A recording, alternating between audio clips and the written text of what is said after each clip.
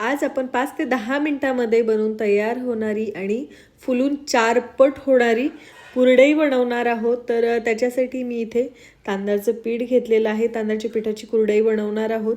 जे रेशनचे तांदूळ असतात त्याचंच हे पीठ बनवलेलं आहे. तुमच्याकडे दुसऱ्या कोणत्या प्रकारचे तांदूळ असतील तर तुम्ही ते सुद्धा इथे वापरू शकता. तुम्ही घरचं पीठ बनवलेलं असेल ते घेऊ शकता किंवा मग पीठ नसेल तर काय करायचं, तांदूळ धुवून सावलीमध्येच फॅनच्या हवेखाली वाळवून घ्यायचे. त्याचं पीठ तुम्ही तयार करू शकता किंवा तांदूळ चांगले पुसून जरी घेतले तरीही चालतील. माझ्याकडे जे पीठ होतं तांदळाचं ते थोडंसं रवाळ होतं आणि ह्या रेसिपीसाठी आपल्याला पीठ आहे ते एकदम बारीक लागणार आहे. त्याच्यासाठी मी मिक्सरला फिरवलेलं आहे. जसा मैदा असतो आपला त्याप्रमाणे तांदळाच्या पिठाचं आपल्याला टेक्स्चर पाहिजे, म्हणून एकदम बारीक असं आपल्याला इथे पीठ घ्यायचं आहे. तर मी 1 कप भरून इथे तांदळाचं पीठ घेतलेलं आहे. त्याच्यानंतर आपल्याला गॅसवर एक कढई ठेवायची. कढई थोडीशी जाडबुडाची ठेवायची म्हणजे खाली चिकटणार नाही. आणि याच्यामध्ये आपल्याला त्याच कपाने 2 कप पाणी घ्यायचं आहे. 1 कप आपण तांदळाचं पीठ घेतलेलं होतं त्याच्यासाठी 2 कप पाणी लागणार आहे. याच्यामध्ये आपल्याला चवीनुसार मीठ घालायचं आहे. मिठाचं प्रमाण थोडंसं कमीच ठेवायचं आहे. वाळवणाचे जेही पदार्थ असतात त्याच्यामध्ये मिठाचं प्रमाण कमीच टाकायचं, नाहीतर ते सुकल्यानंतर प्रमाण त्याचं जास्त होतं आणि खारट लागतात. तर आपल्याला पाण्याला चांगली उकळी येऊ द्यायची आहे. तर तुम्ही पाहू शकता आपल्या पाण्याला चांगली उकळी आलेली आहे. आणि जे तांदळाचं पीठ आहे ते आपल्याला याच्यामध्ये थोडं थोडं टाकायचं आहे आणि एका लाटण्याने व्यवस्थित फिरवायचं आहे. गॅसची फ्लेम हायस्ट ठेवायची आहे.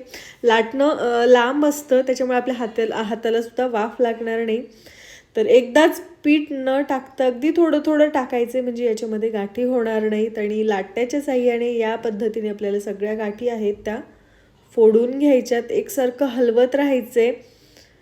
तर सगळं पीठ मी याच्यामध्ये टाकलेलं आहे. या पद्धतीने व्यवस्थित मिक्स करून घ्यायचे. तर पाहू शकता चीक याचा छान झालेला आहे. तर 3-4 मिनिट आपल्याला एकदम व्यवस्थित असं मिक्स करून घ्यायचे म्हणजे थोड्याफार काही गाठी याच्यामध्ये राहिलेले असतील तर त्यासुद्धा फुटून जातील आणि एकदम मऊसूत असा आपला तांदळाचा चीक तयार होईल. त्याच्यानंतर याच्यावर एक झाकण ठेवायचं आहे. गॅसची फ्लेम लो करायची आहे आणि लो फ्लेमवर याला आपल्याला 5 मिनटं शिजवून घ्यायचे. 5 मिनटामध्ये आपला चीक आहे तो चांगला शिजतो. तर 5 मिनिट झालेले आहेत बघा. आपला चीक आहे तो शिजलेला आहे. याच्यानंतर आपल्याला गॅसची फ्लेम बंद करून द्यायची आहे आणि एखाद्या चमच्याच्या साह्याने हा चीक आहे तो व्यवस्थित एकदा मऊ करून घ्यायचा आहे. बघा मिक्स करून घेतला की एकदम मऊसूत असा आपला चीक आहे तो तयार होतो. त्याच्यानंतर आपल्याला हाताला थोडंसं पाणी लावायचं आहे कारण गरम चीक आपण हातात घेणार आहोत. जेव्हा गरम चीक असतो तेव्हाच आपल्याला याच्या कुरड्या तयार करून घ्यायच्या आहे कारण चीक थंड झाला की कुरड्या करायला फार जड जातात.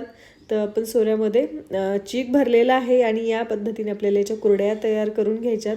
मस्त अशा पांढऱ्या शुभ्र आपल्या कुरड्या तयार होतात बघा आणि अगदी सहज याच्या कुरड्या आपल्याला घालता येतात. ते एवढ्या पिठापासून साधारण आपल्या 25 ते 26 कुरड्या तयार होतात. तर एक अर्ध्या तासासाठी फॅनच्या हवेखाली घातल्या की दुसऱ्या साईडनी पलटून आपल्याला ह्या कुरड्या वाळवायच्या आहेत किंवा पूर्णपणे तुम्ही फॅनच्या हवेखाली वाळवल्या आणि तुमच्या गॅलरीत वगैरे थोडंफार ऊन येत असेल त्याच्यामध्ये ताटामध्ये तुम्ही वाळवल्या तरीही चालतील. तर मस्त अशा आपल्या कुरड्या वाळलेल्या आहेत. मी फक्त 2 तासासाठी उन्हामध्ये ठेवलेल्या होत्या बघा. मस्त कुरड्या झालेल्या आहेत आणि अगदी पांढऱ्या शुभ्र आपल्या कुरडया तयार झालेल्या आहेत.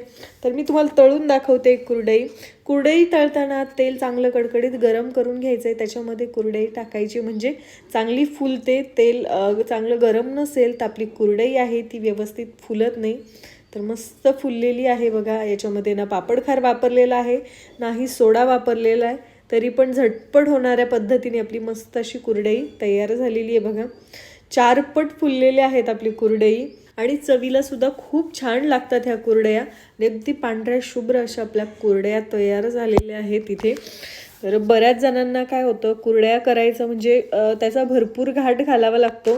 तर या पद्धतीने बनवल्या चवीला सुद्धा उत्तम लागतात आणि झटपट होतात.